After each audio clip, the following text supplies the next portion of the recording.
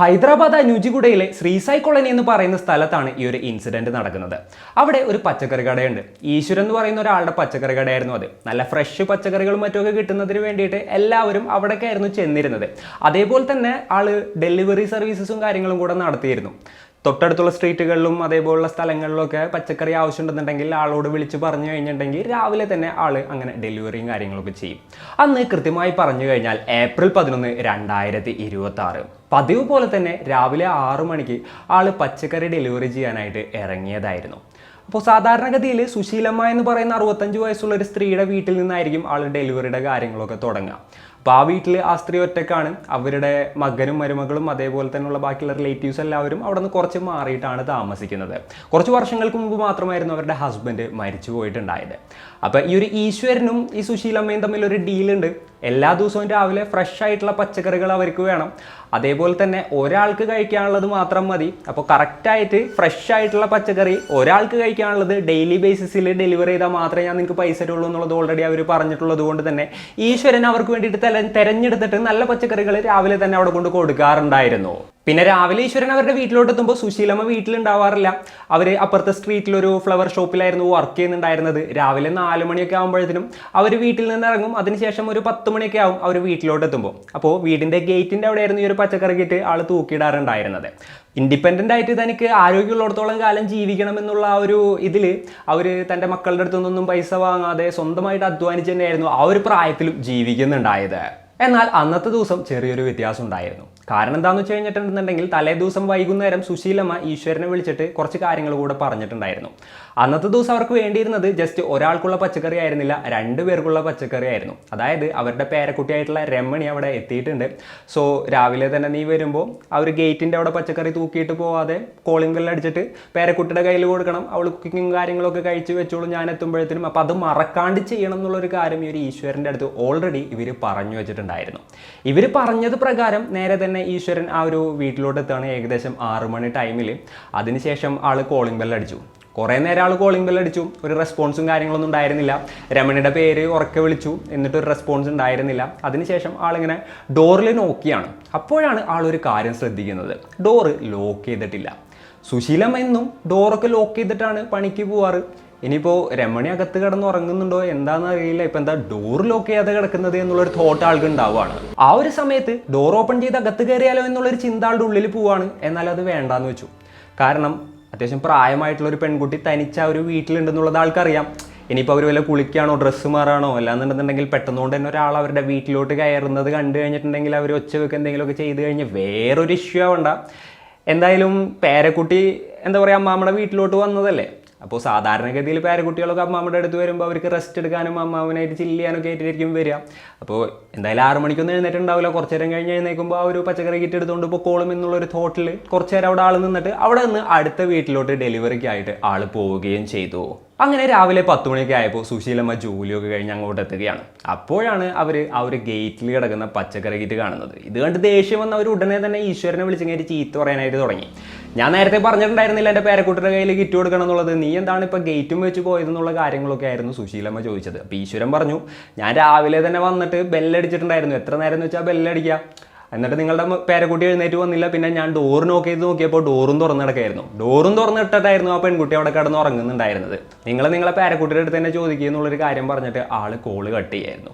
അപ്പോൾ ഇവളെന്താണ് ഇത്രയും നേരം കിടന്നുറങ്ങുന്നത്, അതും ഡോറും തുറന്നിട്ടും കയറി കിടന്നുറങ്ങുന്നത് എന്നുള്ളൊരു ചിന്തയിലാണ് സുശീലമ്മ നേരെ വീടിൻ്റെ അകത്തോട്ട് കയറിയത്. അതേപോലെ തന്നെ അവർ രാവിലെ പോകുന്ന സമയത്ത് ഈ ഒരു പെൺകുട്ടി ഡോർ ലോക്ക് ചെയ്തതായിരുന്നു. അതവർക്ക് കൃത്യമായിട്ട് അറിയാവുന്ന ഒരു കാര്യമായിരുന്നു. പിന്നെന്താണ് ഇപ്പോൾ ഡോറ് വീണ്ടും തുറന്നിട്ടിരിക്കുന്നത് എന്നുള്ളൊരു തോട്ടോട് കൂടിയിട്ടാണ് അവർ അകത്തോട്ട് കയറിയത്.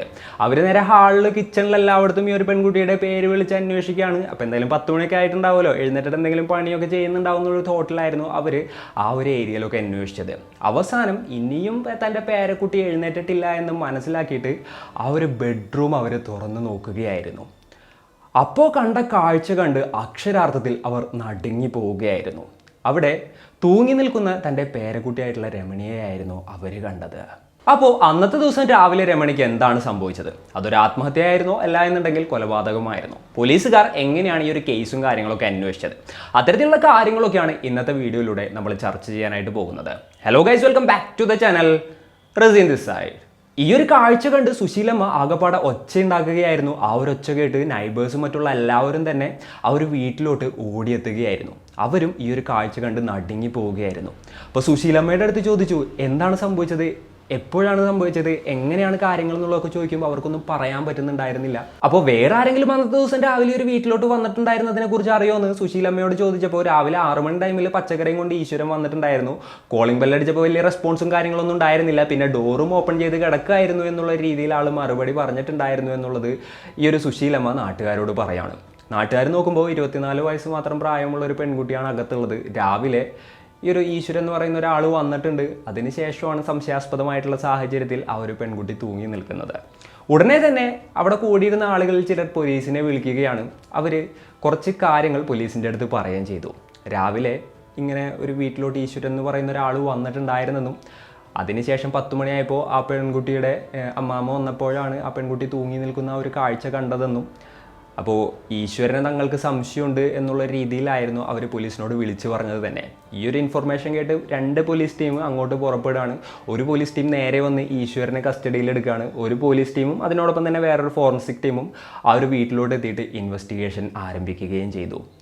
തന്നെ പോലീസുകാർ വന്ന് പിടികൂടിയപ്പോൾ ഈശ്വരൻ എന്താണ് ഏതാണെന്നൊന്നും മനസ്സിലായില്ല. അപ്പോൾ ഈശ്വരൻ്റെ അടുത്ത് കാര്യങ്ങൾ പറഞ്ഞപ്പോൾ താൻ രാവിലെ ജസ്റ്റ് അങ്ങോട്ട് പോയിട്ടുണ്ടായിരുന്നുള്ളൂ, താൻ ആ ഒരു വീട്ടിലോട്ട് കയറിയിട്ട് പോലുമില്ല, തനിക്കിതിൽ യാതൊരു പങ്കുമില്ല എന്നുള്ളത് ആൾ പോലീസിൻ്റെ അടുത്ത് പറയുകയായിരുന്നു. ആ ഒരു സമയത്ത് തന്നെ ഫോറൻസിക് ടീമും മറ്റുമൊക്കെ ആ വീട്ടിൽ അന്വേഷണവും കാര്യങ്ങളൊക്കെ തുടങ്ങിയിട്ടുണ്ടായിരുന്നു. അവർ ഫിംഗർ പ്രിൻസും മറ്റുമൊക്കെ വേണ്ടിയിട്ട് അരിച്ചു പറക്കുകയും ചെയ്തു. അപ്പോൾ പോലീസിൻ്റെ ഒരു പ്രാഥമിക നിഗമനം എന്തായിരുന്നു എന്ന് വെച്ച് കഴിഞ്ഞിട്ടുണ്ടെങ്കിൽ രാവിലെ 6 മണി ടൈമൊക്കെ ആയപ്പോൾ ഈശ്വരൻ ഈ ഒരു പച്ചക്കറിയും കൊണ്ടുകഴിഞ്ഞിട്ട് അങ്ങോട്ട് എത്തിയിട്ടുണ്ടാവും. കോളിംഗ് ബെല്ലടിച്ചപ്പോൾ ഈ ഒരു രമണി എന്ന് പറയുന്ന പെൺകുട്ടി വാതിൽ തുറന്നിട്ടുണ്ടാവും. അപ്പോൾ ഈശ്വരൻ എന്തെങ്കിലും തോന്നിയിട്ട് ആ ഒരു പെൺകുട്ടിയുടെ അടുത്ത് അപമര്യാദയായിട്ട് പെരുമാറിയിട്ടുണ്ടാവും. അതിനുശേഷം ആ ഒരു പെൺകുട്ടി എന്താ പറയുക ആത്മഹത്യ ചെയ്തതാണെന്ന് വരുത്തി തീർക്കുന്നതിന് വേണ്ടിയിട്ട് ആൾ തന്നെയായിരിക്കും ആ ഒരു പെൺകുട്ടിയെ കെട്ടിത്തൂക്കിയിട്ടുണ്ടാവുക. പിന്നെ ഒന്നും അറിയാത്തതുപോലെ പച്ചക്കറി കിറ്റും പുറത്ത് വെച്ച് കഴിഞ്ഞിട്ട് അവിടെ നിന്ന് അങ്ങോട്ട് പോയിട്ടുണ്ടാവും.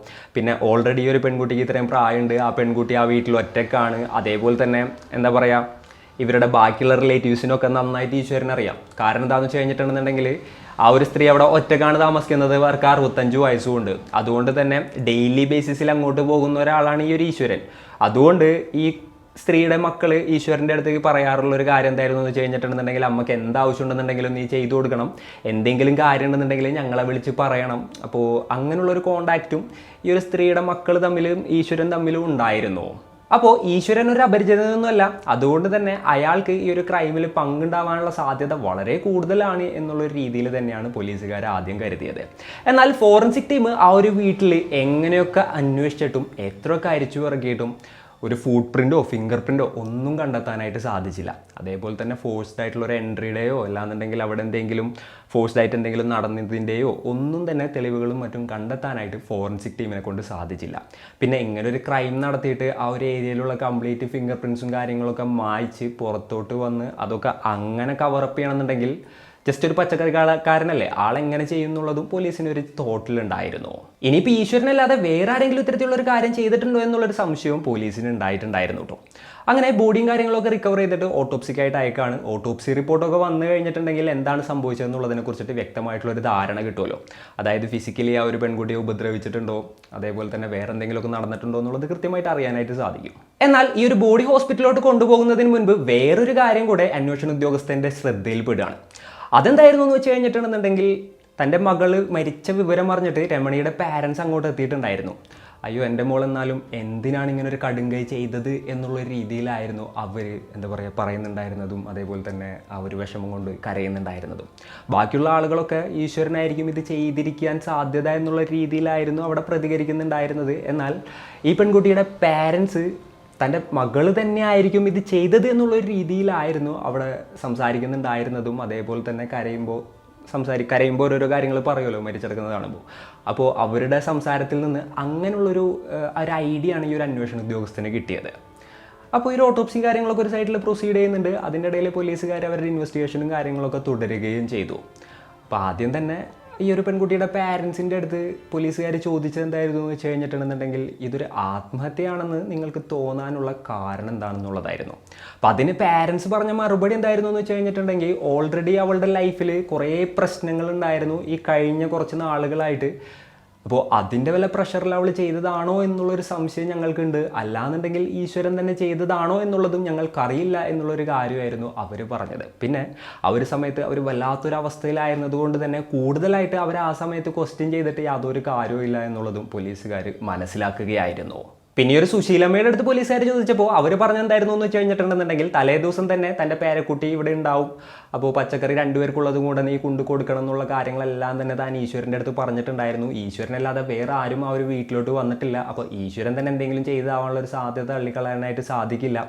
തൻ്റെ പേരക്കുട്ടി എന്തായാലും ആത്മഹത്യ ചെയ്യില്ല എന്നുള്ളൊരു രീതിയിലായിരുന്നു ആ ഒരു സുശീലമ്മ പോലീസിനോട് പറഞ്ഞത്. അപ്പം അങ്ങനെ ഒരു കൺഫ്യൂസ്ഡ് ആയിട്ടുള്ള സ്റ്റേറ്റിൽ നിൽക്കുന്ന സമയത്താണ് ഓട്ടോപ്സി റിപ്പോർട്ടും കാര്യങ്ങളൊക്കെ വരുന്നത്. ആ ഒരു ഓട്ടോപ്സി റിപ്പോർട്ട് കണ്ടപ്പോൾ ഈശ്വരനും ആ ഒരു മരണത്തിനും തമ്മിൽ യാതൊരു ബന്ധവുമില്ല എന്നുള്ളത് പോലീസിന് മനസ്സിലാവുകയാണ്. യെസ്, ആ ഒരു പെൺകുട്ടി ആത്മഹത്യ ചെയ്തത് തന്നെയായിരുന്നു. ഓട്ടോപ്സി റിപ്പോർട്ടിൽ നിന്ന് പോലീസിന് അത് വ്യക്തമാവുകയും ചെയ്തു. അതേപോലെ തന്നെ അതിനിടയിൽ പോലീസിന് മറ്റൊരു സുപ്രധാനപ്പെട്ട തെളിവ് കൂടെ ലഭിക്കുകയാണ്. അതെന്തായിരുന്നു എന്ന് വെച്ച് കഴിഞ്ഞിട്ടുണ്ടെന്നുണ്ടെങ്കിൽ, ആ പെൺകുട്ടി ധരിച്ചിരുന്ന വസ്ത്രം ഉണ്ടല്ലോ, ആ ഡ്രസ്സിൻ്റെ പോക്കറ്റിൽ നിന്ന് ഒരു കത്ത് കിട്ടിയിട്ടുണ്ടായിരുന്നു. വേറൊന്നും ആയിരുന്നില്ല, അത് ആ പെൺകുട്ടിയുടെ സൂയിസൈഡ് നോട്ട് തന്നെ ആയിരുന്നു. മനോഹറാണ് തൻ്റെ മരണത്തിന് ഉത്തരവാദിയെന്നും തൻ്റെ ജീവിതം അയാൾ നശിപ്പിച്ചെന്നും ഇൻസ്റ്റഗ്രാം ഫേസ്ബുക്ക് തുടങ്ങിയിട്ടുള്ള സോഷ്യൽ മീഡിയയിൽ തൻ്റെ ഡിഗ്നിറ്റി തന്നെ ഇല്ലാതാക്കി.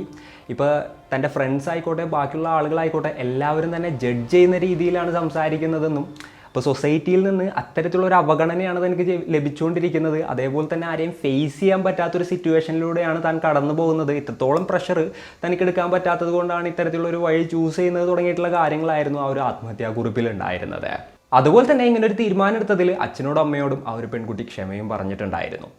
അപ്പോൾ അടുത്തതായി പോലീസിന് അറിയേണ്ടത് ആരാണ് ഈ ഒരു മനോഹർ, അതേപോലെ തന്നെ അയാളും ഈ ഒരു പെൺകുട്ടിയും തമ്മിൽ എന്താണ് ബന്ധം എന്നുള്ളതായിരുന്നു.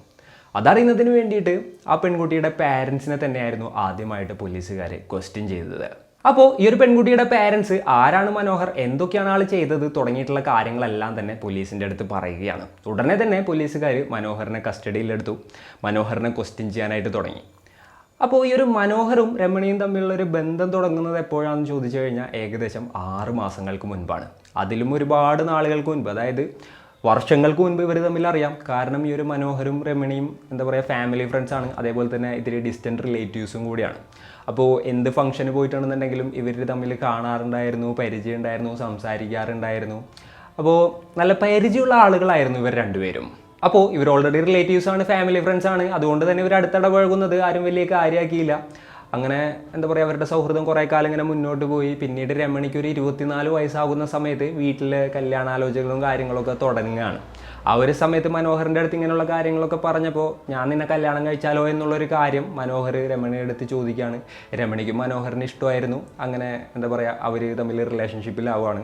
അങ്ങനെ ആ ഒരു റിലേഷൻഷിപ്പ് ഇങ്ങനെ നല്ല സ്മൂത്തായിട്ട് മുന്നോട്ട് പോയിക്കൊണ്ടിരിക്കുകയായിരുന്നു. അതായത് ഒരു 5-6 മാസങ്ങൾക്ക് മുൻപാണ് അവർ തമ്മിൽ റിലേഷൻഷിപ്പിലാവുന്നത്. പിന്നെ അവർ റിലേഷൻഷിപ്പ് ഇങ്ങനെ സ്മൂത്തായിട്ട് പോയിക്കൊണ്ടിരിക്കുന്നതിൻ്റെ ഇടയിൽ വീട്ടുകാരറിഞ്ഞപ്പോൾ അവർക്കും വലിയ പ്രശ്നവും കാര്യങ്ങളൊന്നും ഉണ്ടായിരുന്നില്ല. കാരണം അറിയാവുന്ന വീട്ടിലെ പയ്യനാണ്, പിന്നെ ഒരേ ജാതിയാണ്, വേറെ ഇഷ്യൂസും കാര്യങ്ങളൊന്നുമില്ല. ജാതകവും കാര്യങ്ങളൊക്കെ നോക്കി അതൊക്കെ നല്ല രീതിയിൽ മാച്ചിങ് ആവുന്നുണ്ട്. അങ്ങനെ ഇവർ രണ്ടുപേരുടെയും കല്യാണം നടത്തി കൊടുക്കാമെന്നുള്ളൊരു തീരുമാനത്തിലോട്ട് ഈ പാരൻസ് എത്തുകയാണ്. പാരൻസ് സംബന്ധിച്ചപ്പോൾ മനോഹരും രമണിയും ഹാപ്പിയായി. അവരങ്ങനെ വിവാഹത്തിന് വേണ്ടിയിട്ടുള്ള ഒരുക്കങ്ങളും കാര്യങ്ങളൊക്കെ സ്റ്റാർട്ട് ചെയ്യാണ്.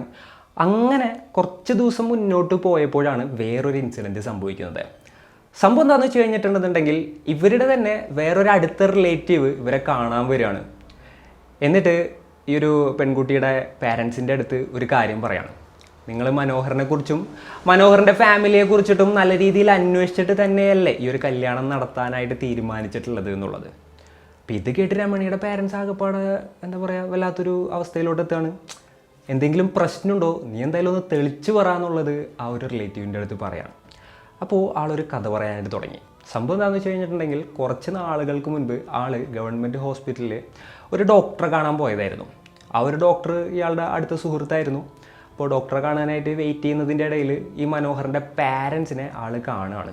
അപ്പോൾ ഈ പാരൻസ് ഡോക്ടറെ കണ്ടിട്ട് തിരിച്ചിറങ്ങുന്നത് ആൾ കണ്ടിട്ടുണ്ടായിരുന്നു. അപ്പോൾ ഇതേപോലെ തന്നെ ഓൾറെഡി റിലേറ്റീവ്സാണ്, അറിയാവുന്ന ആളുകളാണ്. സോ ഈ ഡോക്ടറെ കാണുന്നതിൻ്റെ ഇടയിൽ മനോഹറിൻ്റെ പാരൻസ് എന്തിനാണ് ഇങ്ങോട്ട് വന്നത് എന്നുള്ളത് ആ ഡോക്ടറുടെ അടുത്ത് ഇയാൾ ചോദിക്കുന്നൊരു സാഹചര്യം ഉണ്ടായി. അപ്പോൾ ആ ഒരു ഡോക്ടർ ഒരു രഹസ്യം ഇയാളുടെ അടുത്ത് പറയുകയാണ്. അതെന്തായിരുന്നു എന്ന് വെച്ച് കഴിഞ്ഞിട്ടുണ്ടെന്നുണ്ടെങ്കിൽ അവർ രണ്ടുപേരും HIV പേഷ്യൻസ് ആണ് എന്നുള്ളൊരു കാര്യമായിരുന്നു അത്. അപ്പോൾ ഇയാളത് ഇയാളുടെ ഉള്ളിൽ വെച്ചു, വേറെ പുറത്താരോടും പറഞ്ഞില്ല. അങ്ങനെ ഇരിക്കുന്ന സമയത്താണ് ഈ ഒരു എന്താ പറയുക മനോഹറും തൻ്റെ റിലേറ്റീവിൻ്റെ മകളായിട്ടുള്ള രമണിയും തമ്മിൽ കല്യാണം കഴിക്കാൻ പോകുന്നുണ്ട് എന്നുള്ളൊരു വാർത്ത ഇയാൾ കേൾക്കുന്നതും അതേപോലെ തന്നെ നേരെ രമണിയുടെ പാരൻസിൻ്റെ അടുത്ത് വന്നിട്ട് ഈ ഒരു കാര്യം പറയുന്നതും. ഇനിയിപ്പോൾ മനോഹർ ജനിച്ചതിന് ശേഷമാണോ ഇവർക്ക് HIV വന്നത് എന്നുള്ളത് എനിക്കറിയില്ല. എന്നാലും നിങ്ങളൊന്ന് ഉറപ്പ് വരുത്തുന്നത് നല്ലതാണെന്നുള്ള കാര്യം ഈ പാരൻസിൻ്റെ അടുത്ത് പറഞ്ഞപ്പോൾ അവരും ആകെപ്പാടെ ഷോക്കായിപ്പോയി. അപ്പോൾ അവർ ഇതൊരു എന്താ പറയുക നൈസായിട്ട് കാര്യങ്ങളൊക്കെ അറിയാനായിട്ട് തീരുമാനിക്കുകയാണ്. അവർ നേരെ മനോഹറിൻ്റെ അടുത്ത് പോയിട്ട് പറഞ്ഞൊരു കാര്യം എന്തായിരുന്നു എന്ന് വെച്ച് കഴിഞ്ഞിട്ടുണ്ടെന്നുണ്ടെങ്കിൽ, എന്തായാലും നിങ്ങൾ രണ്ടുപേരും കല്യാണം കഴിക്കാൻ പോവാണല്ലോ, അപ്പോൾ ബ്ലഡ് ടെസ്റ്റ് നടത്തണം. തങ്ങളുടെ മകൾക്ക് ആരുടെ ആലോചന വന്നു കഴിഞ്ഞിട്ടുണ്ടെങ്കിൽ അങ്ങനെ ഒരു ബ്ലഡ് ടെസ്റ്റ് നടത്താമെന്നുള്ളൊരു ചിന്ത ഞങ്ങൾക്കുണ്ടായിരുന്നു. പോരാത്തതിന് നിങ്ങൾ തമ്മിൽ റിലേറ്റീവ്സ് തമ്മിൽ കല്യാണം കഴിച്ച് കഴിഞ്ഞിട്ടുണ്ടെന്നുണ്ടെങ്കിൽ ഭാവിയിൽ കുട്ടികളുണ്ടാകുമ്പോൾ ഇഷ്യൂസും കാര്യങ്ങളൊക്കെ ഉണ്ടാവാനുള്ള സാധ്യതയുണ്ട്. അപ്പോൾ അതിനൊക്കെ ടെസ്റ്റൊക്കെ നടത്തിയിട്ട് നമുക്ക് പ്രൊസീഡ് ചെയ്യാം എന്നുള്ള കാര്യം ഇയാളുടെ അടുത്ത് പറയുകയാണ്. അപ്പോൾ മനോഹറിനും വേറെ നിവൃത്തിയൊന്നും ഇല്ലാതെ ഓക്കെ പറയേണ്ട ഒരു സാഹചര്യം ഉണ്ടാവുകയാണ്. അതിനുശേഷം ഇവർ ബ്ലഡ് ടെസ്റ്റും കാര്യങ്ങളൊക്കെ നടത്തി നോക്കുകയാണ്. അപ്പോൾ അതിൽ നിന്നും ഈ ഒരു മനോഹറും HIV പോസിറ്റീവാണ് എന്നുള്ളൊരു കാര്യം ആ ഒരു ഫാമിലി മെമ്പേഴ്സ് മനസ്സിലാക്കുകയാണ്. ഈ ഒരു വിവരം അറിഞ്ഞ ഉടനെ തന്നെ രമണി കല്യാണത്തിൽ നിന്ന് പിന്മാറുകയും ചെയ്തു. എന്നാൽ മനോഹറിനത് അക്സെപ്റ്റ് ചെയ്യാൻ പറ്റാവുന്നതിൽ അപ്പുറമായിരുന്നു. ആൾ നേരെ തന്നെ രമണിയുടെ അടുത്ത് വന്നിങ്ങായിട്ട് പറയാണ്, സോറി ഞാൻ ഈ ഒരു കാര്യം മറച്ചു വെച്ചത്, എന്താണെന്നുണ്ടെങ്കിലും ഈ ഒരു കല്യാണത്തിൽ നിന്ന് നീ പിന്മാറരുത്, നമുക്ക് നല്ല സുഖമായിട്ട് സന്തോഷമായിട്ട് ഒരുമിച്ച് ജീവിക്കാനായിട്ട് പറ്റും. കാര്യം എനിക്ക് HIV ഒക്കെ ഉണ്ടെന്നുണ്ടെങ്കിലും നിനക്കത് പകരാത്ത രീതിയിൽ നമുക്ക് നമ്മളുടെ ഫിസിക്കൽ റിലേഷൻഷിപ്പും കാര്യങ്ങളൊക്കെ മുന്നോട്ട് കൊണ്ടുപോകാം. അപ്പോൾ അങ്ങനെയുള്ള കാര്യങ്ങളൊക്കെ ഇയാൾ പറയാണ്. എന്നാൽ ഇയാൾ എങ്ങനെയൊക്കെ കൺവിൻസ് ചെയ്യാൻ ശ്രമിച്ചിട്ടും രമണി അതിന് ഓക്കെ ആയിരുന്നില്ല. സ്വാഭാവികമായിട്ട് നോക്കുകയാണെന്നുണ്ടെങ്കിൽ ഇങ്ങനെയുള്ള ഒരു കാര്യം അറിഞ്ഞു കഴിഞ്ഞിട്ടുണ്ടെങ്കിൽ വേറെ ആരും ഓക്കെ ആയിരിക്കില്ലല്ലോ. അപ്പോൾ അതിൻ്റെ ഇടയിൽ ഇവർ രണ്ടുപേരും 6 മാസങ്ങളായിട്ട് റിലേഷൻഷിപ്പിലാണ്. അപ്പോൾ ഇവർ തമ്മിൽ എന്തെങ്കിലും ഫിസിക്കൽ റിലേഷൻഷിപ്പ് ഉണ്ടായിരുന്നോ, അപ്പോൾ ഇതിപ്പോൾ ഓൾറെഡി വന്നിട്ടുണ്ടായിരുന്നോ എന്നുള്ള ചർച്ചകളും കാര്യങ്ങളൊക്കെ റിലേറ്റീവ്സിൻ്റെ ഇടയിലും മറ്റൊക്കെ നടക്കുന്നുണ്ടായിരുന്നു. അപ്പോൾ അങ്ങനെ ആകെപ്പാടെ പ്രശ്നമായിട്ട് ഈ ഒരു കല്യാണം നിൽക്കുകയാണ്.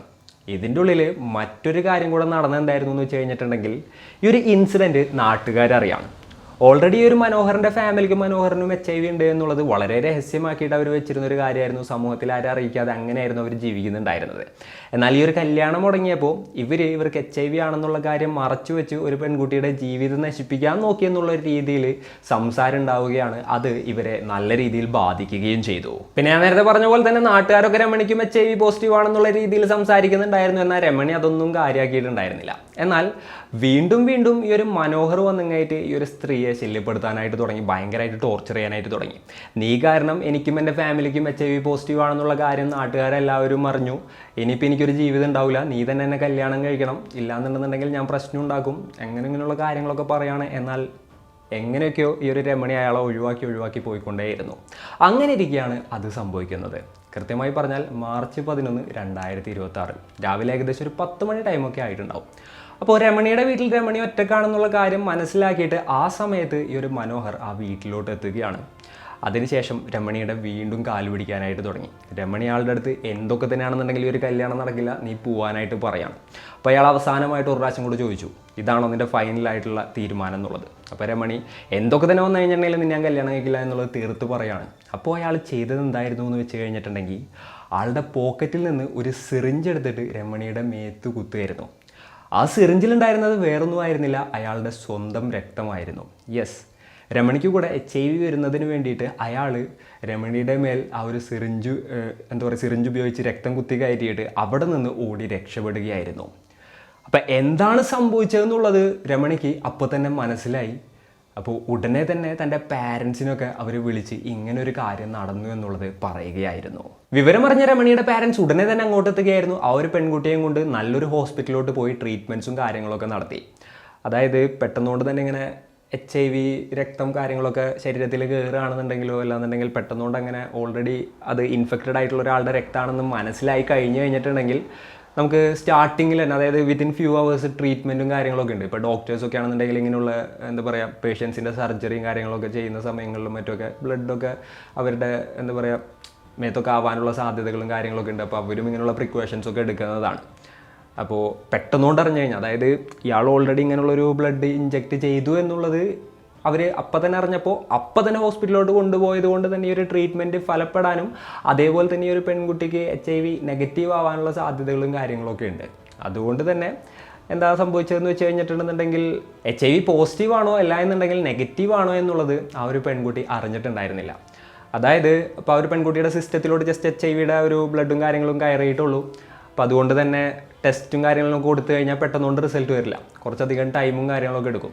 അപ്പോൾ ആ ഒരു റിസൾട്ട് വരുന്നതിന് മുൻപ് തന്നെ ഈ ഒരു പെൺകുട്ടി ആത്മഹത്യ ചെയ്യുന്ന ഒരു സിറ്റുവേഷനിലോട്ടായിരുന്നു കാര്യങ്ങൾ എത്തിയത്.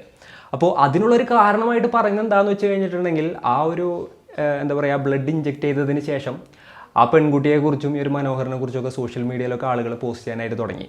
മനോഹർ തൻ്റെ കാമുകിയുടെ അടുത്ത് റിവഞ്ച് ചെയ്തു, HIV അടങ്ങിയിട്ടുള്ള ആ ഒരു ബ്ലഡും കാര്യങ്ങളും കുത്തിവെച്ചു.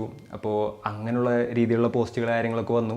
അതുപോലെ തന്നെ ആ ഒരു പെൺകുട്ടിക്ക് എന്തായാലും എയ്ഡ്സ് വന്നിട്ടുണ്ട് എന്നുള്ള രീതിയിൽ ആളുകൾ സംസാരിക്കാനായിട്ട് തുടങ്ങി. ഫ്രണ്ട്സും കാര്യങ്ങളൊക്കെ ആ ഒരു രീതിയിൽ ഈ ഒരു പെൺകുട്ടിയെ നോക്കിക്കാണാനായിട്ട് തുടങ്ങി. സമൂഹത്തിൽ നിന്നും വല്ലാത്ത രീതിയിലുള്ള അവഗണനകളും കാര്യങ്ങളൊക്കെ നേരിടാനായിട്ട് തുടങ്ങി. അതേപോലെ തന്നെ പല പല പല പല ഫേസിലൂടെ ഈ ഒരു പെൺകുട്ടി കടന്നു പോവുകയാണ്. ഇതൊക്കെ കൂടെ ആ ഒരു പെൺകുട്ടിക്ക് താങ്ങാൻ പറ്റാത്ത ഒരു സിറ്റുവേഷൻ എത്തിച്ചു. അതേപോലെ തന്നെ മനോഹറിനെതിരെ ഒരു കേസും കാര്യങ്ങളൊക്കെ ഫയൽ ചെയ്തിട്ടുണ്ടായിരുന്നു, അറ്റംപ്റ്റ് ടു മർഡറിന്. അപ്പോൾ ഇതിൻ്റെ പേരിൽ മനോഹർ ജയിലിലോട്ട് പോയിട്ടുണ്ടായിരുന്നു, പിന്നെ ബെയിലിൽ ആൾ പുറത്തും വന്നിട്ടുണ്ടായിരുന്നു കേട്ടോ. അപ്പോൾ അതൊരു സൈഡിൽ കൂടെ നടക്കുന്നുണ്ടായിരുന്നു. അതിൻ്റെ ഇടയിലാണ് ഇങ്ങനെയുള്ള ഒരുപാടധികം പ്രഷർ ഈ ഒരു പെൺകുട്ടിക്ക് വരുന്നത്. അങ്ങനെ തനിക്ക് താങ്ങാൻ പറ്റാവുന്നതിനപ്പുറത്ത് ആ ഒരു പ്രഷർ വന്നപ്പോഴാണ് എന്തായാലും എനിക്കിനി ഇവിടെ നിൽക്കാനായിട്ട് പറ്റില്ല, ഞാൻ കുറച്ച് ദിവസം അമ്മൂമ്മയുടെ അടുത്ത് പോയിട്ട് നിൽക്കട്ടെ എന്ന് പറഞ്ഞങ്ങായിട്ട് സുശീലമ്മയുടെ വീട്ടിലോട്ട് ആ ഒരു പെൺകുട്ടി എത്തിയത്. രമണി വരണുണ്ടെന്നുള്ള വിവരം അറിഞ്ഞപ്പോൾ സുശീലമ്മ ഹാപ്പിയായി. കുറേ നാളുകൾക്ക് ശേഷം പേരക്കുട്ടി തന്നെ കാണാനും തൻ്റെ കൂടെ നിൽക്കാനും കുറച്ച് ദിവസത്തിന് വേണ്ടിയിട്ട് വരികയാണ്. അപ്പോൾ പേരക്കുട്ടിനായിട്ട് ആ ഒരു സമയം എൻജോയ് ചെയ്യാന്നുള്ളൊരു ചിന്തയിലായിരുന്നു അവരുണ്ടായിരുന്നത്. എന്നാൽ ആ ഒരു സമയത്ത് ആ ഒരു സ്ഥലത്തെത്തിയിട്ട് തൻ്റെ ജീവൻ എടുക്കാനായിരുന്നു തൻ്റെ പേരക്കുട്ടിയുടെ പ്ലാൻ എന്നുള്ളത് ആ സമയത്ത് സുശീലമ്മ ആയിക്കോട്ടെ, അതേപോലെ തന്നെ രമണിയുടെ പാരൻസ് ആയിക്കോട്ടെ സ്വപ്നത്തിൽ പോലും കരുതിയിട്ടുണ്ടായിരുന്നില്ല. യെസ്, തൻ്റെ അമ്മാമ്മ പുറത്തു പോയ ആ ഒരു സമയം നോക്കിയിട്ട് ആ ഒരു പെൺകുട്ടി ആ വീട്ടിൽ വെച്ചിട്ട് ആത്മഹത്യ ചെയ്യുകയായിരുന്നു. ഇപ്പം എന്തൊക്കെയാണെങ്കിലും ഈ ഒരു കേസിൽ മനോഹറിനെ പോലീസുകാർ അറസ്റ്റ് ചെയ്തിട്ടുണ്ട്. അയാളാണെന്നുണ്ടെങ്കിൽ ഇപ്പോൾ ജയിലിലാണ്, കേസും കാര്യങ്ങളൊക്കെ നടന്നുകൊണ്ടിരിക്കുകയുമാണ്. അപ്പോൾ ഇന്നത്തെ ഒരു വീഡിയോയിൽ ഇത്രയൊക്കെയാണ് പറയാനുള്ളത്. ഈ ഒരു ഇൻസിഡൻറ്റിനെ കുറിച്ച് കേട്ടപ്പോൾ നിങ്ങൾക്ക് എന്താണ് തോന്നിയത്? നിങ്ങളുടെ തോട്ട്സും മറ്റും എന്തൊക്കെയാണെന്നുണ്ടെങ്കിലും താഴെ കമൻറ്റുകളായിട്ട് രേഖപ്പെടുത്തുക. And it's me Razeen signing off. Peace. Stay peaceful guys. Stay safe.